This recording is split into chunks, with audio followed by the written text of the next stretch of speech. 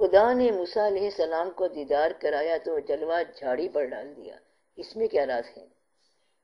اس کا راز یہ ہے کہ اگر اللہ نے ایسا کیا ہے تو ایسا ہی ہے۔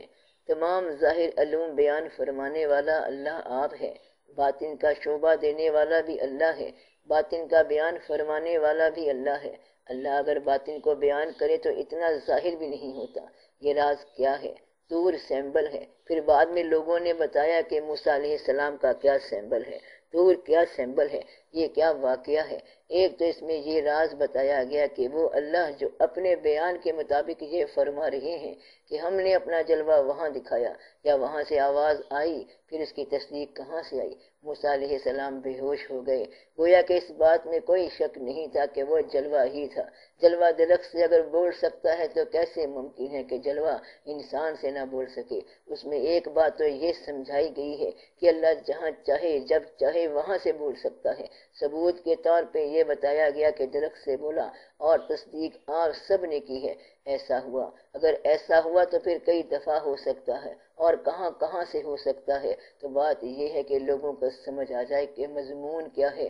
دوسرا سمجھ آنے والا جو خلاصہ بتایا لوگوں نے کہ کوہ طور جسے آپ جھاڑی کہہ رہے ہو یا درخت، وہ مقام دل ہے، اور یہ جو دیکھنے والا ہے یا خواہش والا ہے وہ مقام عقل ہے۔ جلوے کے سامنے مقام عقل بے ہوش ہو جاتا ہے، اور مقام دل جلوہ برداشت کر سکتا ہے۔ تو طور کو دل ہی کہو، اس کی وضاحت کچھ ہی عرصے بعد سمجھ آ جائے گی۔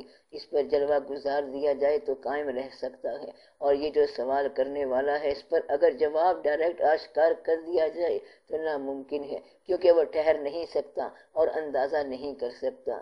تیسری بات یہ ہے کہ یہ اللہ کی مرضی ہے، اس کو پتہ ہے کہ میں نے کتنی پاور کا بنایا موسیٰ علیہ السلام کو، اور اس کا جلوہ کتنی پاور کا ہے۔ پاور کی جھلک تھوڑی سی دے دی۔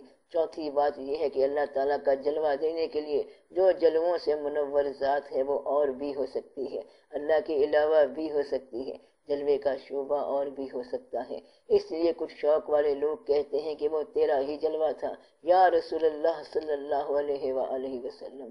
مطلب یہ کہ ہم تیرے ہی جلوے کو اس کا جلوہ سمجھتے ہیں، تیرا جلوہ تیرے ہی روپ کے اندر موجود ہوتا ہے، یہ بزرگ بتاتے ہیں۔ پانچویں بات یہ ہے کہ پوچھو اس سے کیونکہ اللہ موجود ہے، آپ کو جواب مل جائے گا۔